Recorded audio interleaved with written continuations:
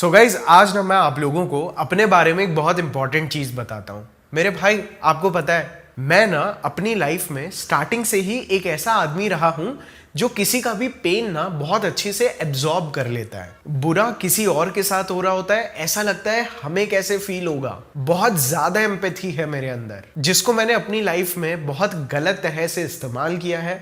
काफी सारी लड़कियों ने मेरे अंदर की इस क्वालिटी का बहुत बुरी तरह से इस्तेमाल किया है, लेकिन मैंने इसको सही डायरेक्शन में तब लगाया जब मैंने डिसाइड किया कि अब से मैं अपने हर एक इंडियन भाई का पेन समझूंगा और कोशिश करूंगा कि मैं उनको एवरी बेस्ट पॉसिबल वे में हेल्प कर पाऊं विदाउट चार्जिंग देम। एंड हमने डेटिंग, साइकोलॉजी, मैनिपुलेशन, भाई साहब हर एक चीज की ऐसी की तैसी की है कि आपको मेरे चैनल पे एक एक चीज मिल जाएगी। अगर आप इस चीज से अग्री करते हैं तो नीचे कमेंट सेक्शन पे अग्री जरूर लिख दीजिएगा।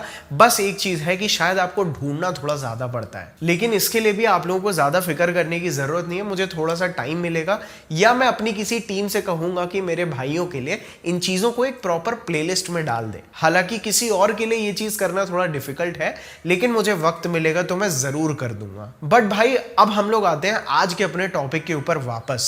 जैसे कि मैं आपको बता रहा था कि मैं एक हाईली एम्पैथेटिक आदमी हूं। लोगों के पेन को ना ही सिर्फ एब्जॉर्ब कर पाता हूं, बल्कि उन्हें कैसा महसूस हो रहा होगा ना, वो चीज भी समझ पाता हूं। एंड मेरे अंदर की यही क्वालिटी मेरे भाई एक समय पे मेरे लिए सबसे बड़ा कर्स बनी, मतलब समझते हो, श्राप। मेरे इनिशियली जितने भी हार्ट ब्रेक्स हुए हैं, जितने भी बार मैंने लड़कियों से यूज्ड महसूस किया है, ऑलमोस्ट उन हर एक लड़की के साथ मैं ना उनकी बातें बहुत अच्छे से सुना करता था, उनको राइट वे में गाइड किया करता था। एंड मेरे अंदर भी कीड़ा था। मुझे ऐसा लगता था कि मैं इनको एक बहुत सही थेरेपी देके इनको इस पेन से बाहर निकाल लूंगा और उसके बाद ये मेरी और मैं इसका।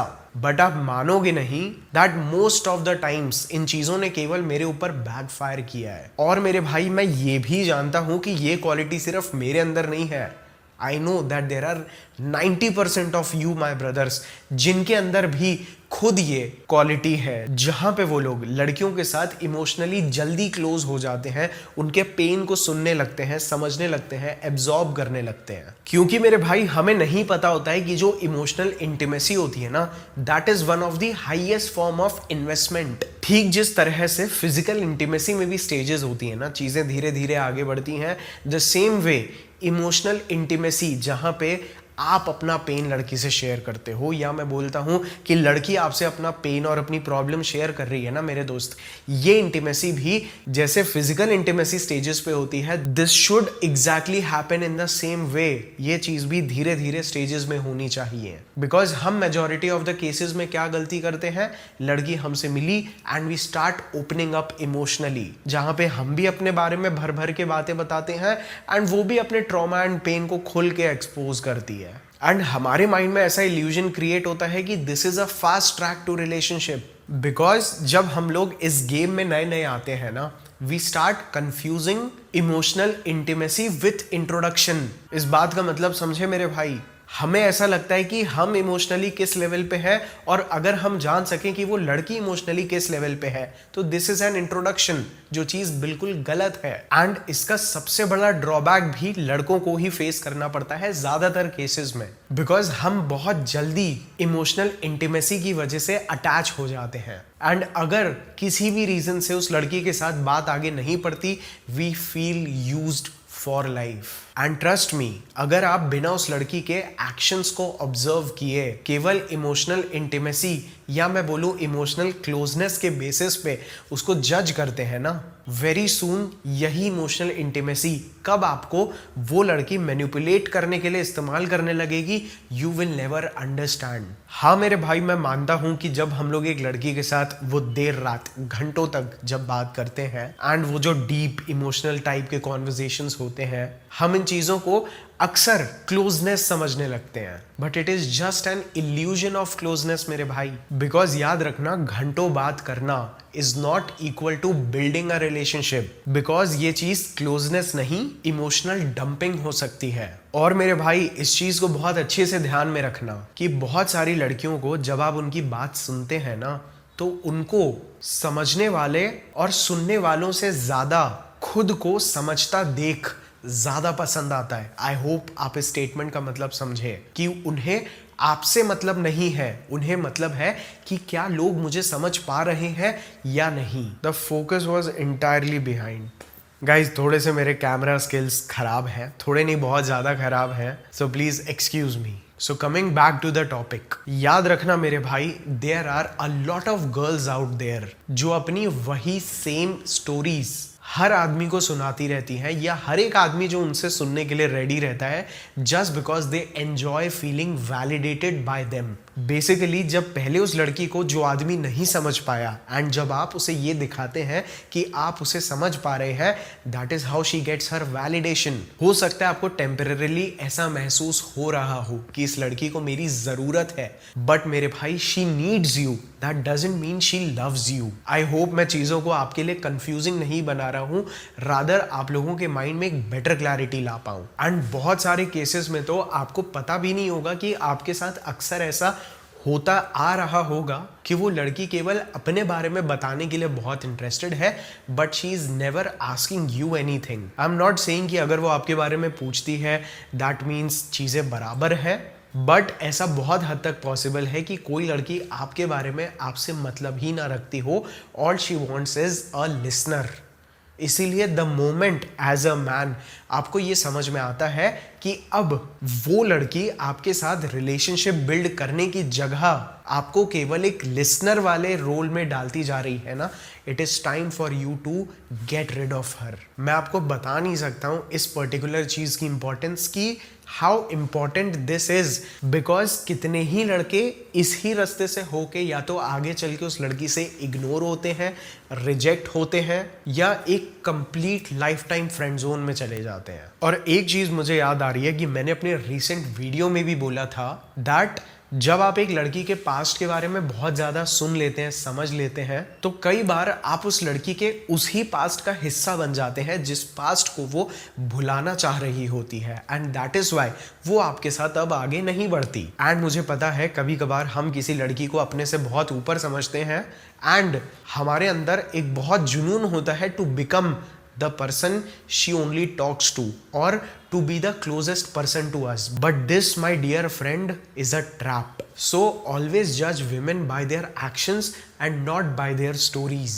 Because कई बार उन पुरानी स्टोरीज के थ्रू वो लड़की अपना वो वर्जन बता रही होती हैं जो अब वो खुद नहीं होती। ऑल क्लियर मेरे भाई? इसीलिए लड़की के साथ इमोशनल कनेक्ट बनाने से पहले you need to make sure कि आप ये चेक करें does she qualify to have an emotional access to you, because आपको इमोशनली एक्सेस करना as a man shouldn't be that easy।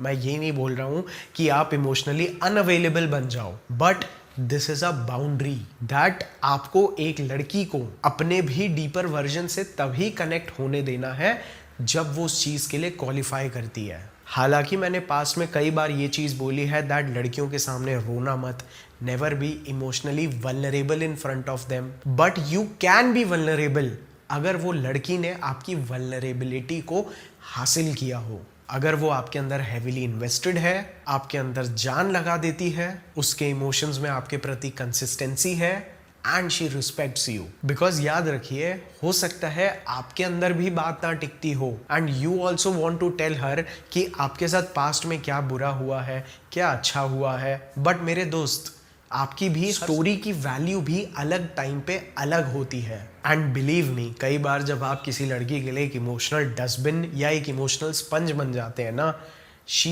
a lot of times tends to keep you isolated, and आप जहाँ पे हो, आप जैसे हो, उसे वो वैसा ही चाहिए ना। वो आपको अपनी दुनिया में लेके आएगी, बिकॉज वो अपनी दुनिया में क्या हो रहा है इस चीज को अपने लिए अपनी समझ से आपके प्रति वैलिडेशन गेन करने के लिए अपने वर्ड्स में ट्विस्ट एंड टर्न करके समझाना चाहती हो दैट जो उस लड़की को इवेंचुअली वैलिडेशन देता है। She doesn't want you to be anything apart from her phone friend. इसीलिए मेरे दोस्त, emotional pacing is very important. And now शायद आपके मतलब की बात, व्हाट इफ आपने एक लड़की के साथ अपने जी भर के अपनी वीकनेसेस, अपना पास्ट रिवील कर दिया, या उस लड़की ने अपने बारे में आपको सब कुछ बता दिया, and now the girl has started ignoring you, उसको अब आपसे बात करने में इंटरेस्ट नहीं आता, या उसने आपको कंप्लीटली घोस्ट कर दिया है। अब ऐसी सिचुएशन में आपको क्या करना चाहिए? सबसे पहले तो मेरे दोस्त, never try to recover your investment, because जब बात एक लड़की की आती है या एक इंसान की आती है ना, तो this is just like gambling,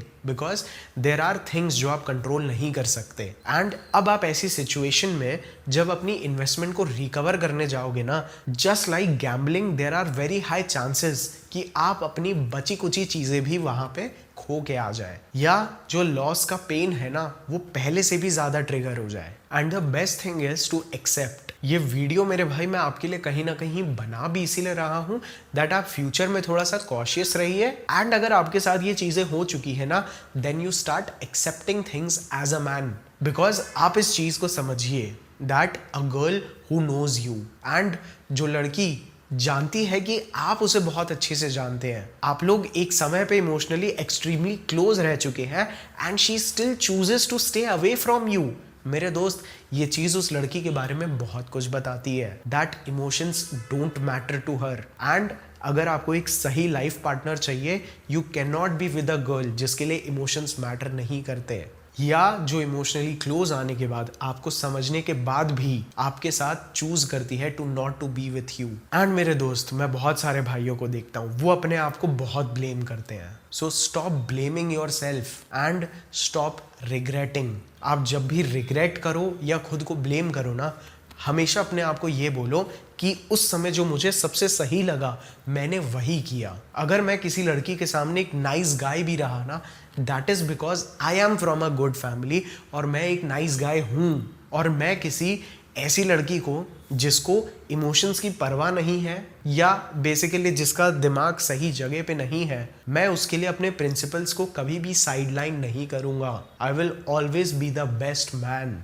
और मैंने तभी भी वही किया जो मेरी उस समय की समझ के हिसाब से सबसे बेस्ट था।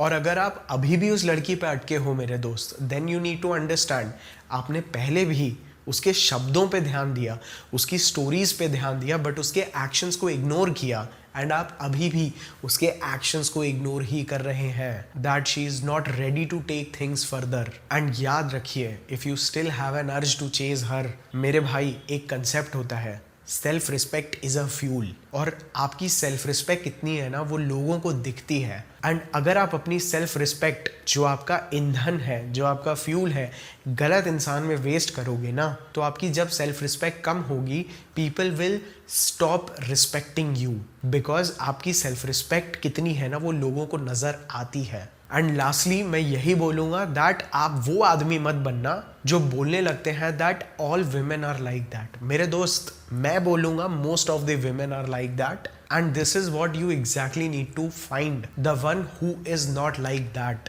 And how to be the man जिनको ऐसी लड़कियां मिलती ही नहीं है। आपको कोई गेम खेलने की ज़रूरत नहीं है, वो आपको जितना इंटरेस्ट दिखा रही है आप उतना इंटरेस्ट दिखाओ, या उसके अट्रैक्शन को रीट्रिगर करो। नो ब्रो, हम लोग अपनी लाइफ में बड़ी चीज़ों से अलाइंड हैं, not to a girl. Our time is worth billions and millions of rupees, not for chasing a girl. So I hope आप लोगों को ये वीडियो पसंद आया होगा मेरे भाई। हो सकता है थोड़ा सा हैवी हो गया होगा, but I know that core Sarthak Goyal audience will love this. And also if you are a man जो अपनी मैरिज वाली प्रोसेस में है, शादी के लिए लड़की ढूंढ रहे हैं, लड़कियों के साथ रिश्ता हो रहा है, but things are not working out properly, clarity नहीं आ पा रही है, तो आप लोग नीचे मैंने लिंक दिया है, मुझे कंसल्ट कर सकते हैं। एंड ऑल्सो, और you aspire being an entrepreneur, और अगर आपको मेरे से कुछ marketing strategies, idea validation, branding, इन सब चीज़ों के बारे में सीखना है, तो मुझे थोड़ा बहुत 3-4 साल का एक अच्छा एक्सपीरियंस है, बिकॉज आपके भाई ने आपकी सपोर्ट से one of the leading men's perfume brand in India create किया है। एंड ऑल्सो अब तो मल्टीपल ब्रांड्स हैं, but if I am there to help, I would love to help. So I hope आप लोगों को ये वीडियो पसंद आया होगा। मिलता हूँ मैं आप लोगों को ऐसे ही एक ज़बरदस्त वीडियो में next week. I see you all, love you, bye.